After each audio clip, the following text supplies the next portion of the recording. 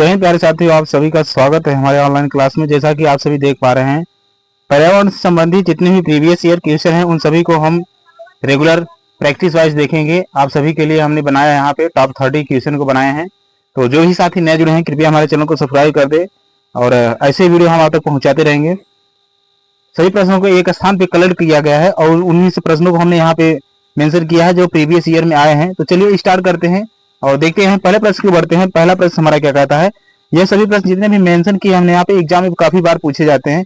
तो पहला प्रश्न हमारा क्या कहता है भाई कि हवा में उपस्थित ऑक्सीजन कितना प्रतिशत है, यानी कि जो हवा में वायुमंडल में ऑक्सीजन का कितना प्रतिशत है, वह कितना प्रतिशत है भाई 21% जो है ऑक्सीजन उपस्थित है। ठीक है, चलिए और आगे बढ़ते हैं और देखते हैं अगला प्रश्न हमारा क्या कहता है कि प्रकाश संश्लेषण किसके द्वारा संपादित होता है। तो प्रकाश संश्लेषण किसके द्वारा संपादित होता है वह भाई हरे पेड़ पौधों के द्वारा क्या होता है, प्रकाश संश्लेषण संपादित होता है। यानी कि जो प्रकाश संश्लेषण की क्रिया होती है वह हरे पेड़ पौधों के द्वारा होता है। ठीक है, और आगे बढ़ते हैं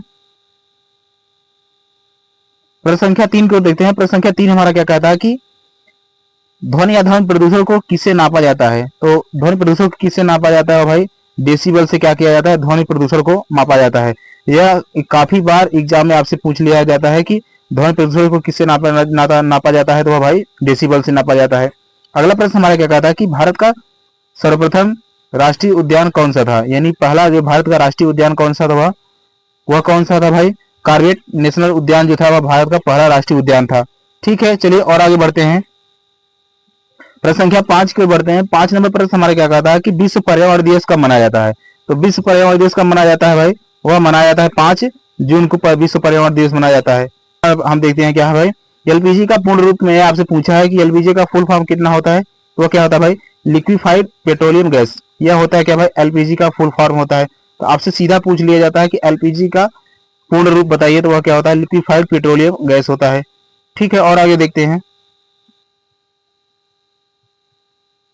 चलिए और आगे देखते हैं प्रश्न संख्या 7 की ओर बढ़ते हैं। प्रश्न संख्या 7 हमारा क्या कहता है कि वायु प्रदूषण को कैसे कम किया जा सकता है। तो वायु प्रदूषण को कैसे कम किया जा सकता है भाई, देखिए वायु प्रदूषण को जो कम किया जा सकता है वह वृक्षों द्वारा किया जा सकता है। ठीक, तो इसीलिए भारत सरकार क्या करता है कि वृक्षों को लगाने के लिए क्या किया करता है भाई, प्रेरित करता है सभी नागरिकों को। ठीक है, तो वृक्ष द्वारा क्या किया जा सकता है, वायु प्रदूषण को कम किया जा सकता है। अगला प्रश्न है क्या भाई, 8वां नंबर प्रश्न देखिए कि 8वां नंबर प्रश्न हमारा क्या कहता है कि पृथ्वी पर पहुंचने से पहले ओजोन परत किन किरणों को अवशोषित करती है। तो किन किरणों को अवशोषित करती है भाई, वह पराबैंगनी किरणों को क्या करता है, ओजोन परत यह अवशोषित कर लिया जाता है। ठीक है, तो आपसे एग्जाम में काफी बार आपसे यह प्रश्न पूछा है, तो यह काफी इंपॉर्टेंट प्रश्न है। तो इसको आप अच्छे तरीके से ध्यान रखिएगा कि पृथ्वी पर पहुंचने से पहले ओजोन परत किन किरणों को अवशोषित करता है, तो वह पराबैंगनी किरण को अवशोषित कर लेता है।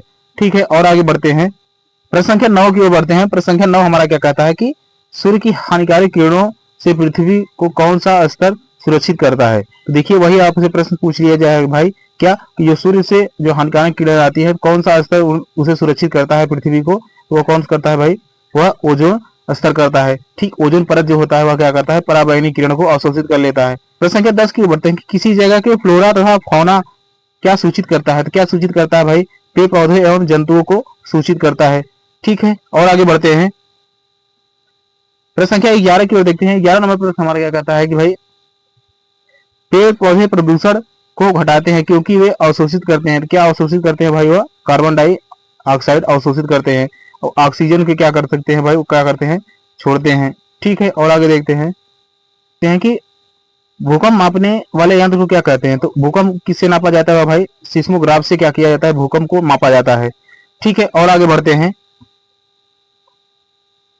प्रश्न संख्या 13 की ओर देखते हैं। 13 नंबर प्रश्न हमारा क्या कहता है कि महासागरों में जल स्तर वृद्धि को क्या कहा जाता है। यानी महासागरों में अगर जल स्तर बढ़ रहा है तो उसे क्या कहते हैं भाई, क्या कहते हैं, ध्रुवीय प्रदेश में बर्फ का पिघलना। ध्रुवीय प्रदेश में बर्फ पिघलेगा तो क्या कहेगा, महासागरों में जल की वृद्धि होती है। ठीक है, तो यही कहता है क्या भाई, ध्रुवीय प्रदेश में वह बर्फ का पिघलना ही क्या कहता है, जब महासागरों में जल का स्तर बढ़ना। ठीक है, और आगे देखते हैं प्रश्न संख्या 14 की ओर देखते हैं। 14 नंबर प्रश्न हमारा क्या कहता है कि कौन सी अंतरराष्ट्रीय संस्था पूरे विश्व में पर्यावरण सुरक्षा को देखभाल करती है। तो कौन सी है भाई, वह यूएन है। ठीक, प्रश्न संख्या 15 को देखते हैं। 15 नंबर प्रश्न हमारा क्या कहता है कि लवण जो जल का अवशोषण करता है क्या कहलाता है। तो क्या कहलाता है भाई, तो स्कोपी लवर कहलाता है। क्या कहलाता है भाई? हाइग्रोस्कोपी लवर कहलाता है। ठीक है, चलिए और आगे देखते हैं। अगर देखें किसी नदी के प्रदूषण स्तर की माप किससे की जाती है, तो किससे की जाती है भाई? बीओडी से किया जाता है। किसी नदी के स्तर का जो है प्रदूषण की माप किससे किया जाता है? बीओडी से किया जाता है। और आगे बढ़ते हैं, अगले प्रश्न को देखते हैं। वायुमंडल की सबसे ठंडी परत कौन सी है, तो कौन सी है भाई? वह मध्य मंडल जो है यह सबसे ठंडी परत मानी जाती है वायुमंडल की। ठीक है, और आगे बढ़ते हैं। भारत में प्रोजेक्ट टाइगर की शुरुआत कब होती है, तो भारत में प्रोजेक्ट टाइगर की शुरुआत कब होती है भाई? 1973 में होती है। 19 नंबर प्रश्न को देखते हैं कि किसी राज्य में गल्फ और मन्नार मेरीन राष्ट्रीय पार्क स्थित है, तो किस राज्य में स्थित है भाई? वह तमिलनाडु में स्थित है। ठीक है, तो आपसे यह सीधे प्रश्न पूछ लिया जाता है। तो यह गल्फ ऑफ मन्नार मेरीन राष्ट्रीय पार्क कहाँ स्थित है, तो वह तमिलनाडु में स्थित है। ठीक है, प्रश्न संख्या 20 की ओर बढ़ते हैं कि किस एक प्राणी को किसान का मित्र कहा जाता है, तो केचुआ को क्या कहा जाता है भाई? वह केचुआ को किसान का मित्र कहा जाता है। और आगे बढ़ते हैं,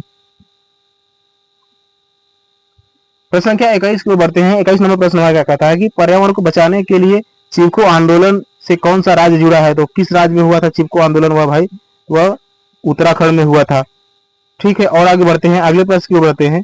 तो हमारा क्लास कैसा लग रहा है आप सब कमेंट बॉक्स में बताइए, और जो भी साथी नए जुड़े हैं तो कृपया हमारे चैनल को सब्सक्राइब कर दें और शेयर भी कर दें, लाइक भी कर दें, ताकि ऐसे वीडियो हम आप तक पहुंचाते रहेंगे। तो चलिए और आगे बढ़ते हैं। प्रश्न संख्या 22 की ओर देखते हैं कि जीवों के व्यवहार का अध्ययन को क्या कहते हैं, तो जीवों के व्यवहार का अध्ययन क्या कहता है भाई? एथोलॉजी कहलाता है। ठीक है, और आगे बढ़ते हैं। समुद्री शैवाल किसका महत्वपूर्ण स्रोत है, तो किसका महत्वपूर्ण स्रोत है भाई? वह आयोडीन का महत्वपूर्ण स्रोत है। अगला प्रश्न है 24 नंबर प्रश्न देखते हैं। सैक यानी लाइकेन क्या है, तो लाइकेन क्या है भाई? एक सहजीवी है। ठीक है, चलिए और आगे बढ़ते हैं। सीएनजी का ईंधन किसमें इस्तेमाल होता है, तो किसमें इस्तेमाल होता है भाई? वह वाहनों एवं उद्योगों में इसका सीएनजी का प्रयोग किया जाता है। और आगे बढ़ते हैं, प्रश्न संख्या 26 को बढ़ते हैं। 26 नंबर प्रश्न हमारा क्या कहता है कि भाई सीएनजी का संक्षिप्त रूप जो है क्या, इसका पूर्ण रूप क्या का होगा? तो ठीक है, तो देखिए क्या होता है भाई, कंप्रेस्ड नेचुरल गैस जो होता है सीएनजी का फुल फॉर्म होता है। ठीक, तो यह काफी बार एग्जाम में पूछा गया है आप सभी से, तो इसको अच्छी तरीके से देख लीजिएगा। और आगे बढ़ते हैं, 27 नंबर प्रश्न को देखते हैं। अन्य मृत जंतुओं पर जीवन निर्वाह करने वाले प्राणी को क्या कहते हैं, क्या कहते हैं भाई? इसके वेंजर कहते हैं। ठीक है, चलिए और आगे बढ़ते हैं। चमगादड़ स्तनधारी क्यों है? ठीक, चमगादड़ स्तनधारी क्यों है भाई? क्योंकि वह बच्चा देता है। ठीक है, इसलिए क्या है, चमगादड़ स्तनधारी जीव है। चलिए और आगे बढ़ते हैं।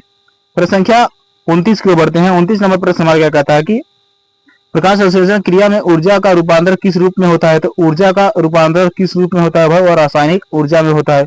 रासायनिक ऊर्जा के रूप में क्या होता है? प्रकाश संश्लेषण की क्रिया में ऊर्जा का रूपांतरण होता है। ठीक है, तो रासायनिक ऊर्जा के रूप में होता है। चलिए इस सेशन का लास्ट प्रश्न देखते हैं। टॉप 30 प्रश्नों को हमने यहाँ पे मेंशन किया है आप सभी के समक्ष। और तो हमारा क्लास कैसा लगा आप सब बताइए कमेंट में।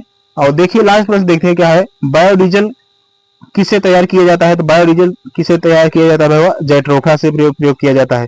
तो यह सेशन सभी महत्वपूर्ण प्रतियोगी परीक्षाओं के लिए काफी इंपॉर्टेंट होने वाला है। तो चलिए मिलते हैं नेक्स्ट वीडियो में। और जो भी साथी नए जुड़े हैं कृपया हमारे चैनल को सब्सक्राइब कर दें, शेयर भी कर दें, लाइक भी कर दें, ताकि ऐसे वीडियो आप तक पहुंचते रहे। तो चलिए मिलते हैं नेक्स्ट वीडियो में, तब तक के लिए जय हिंद, जय भारत।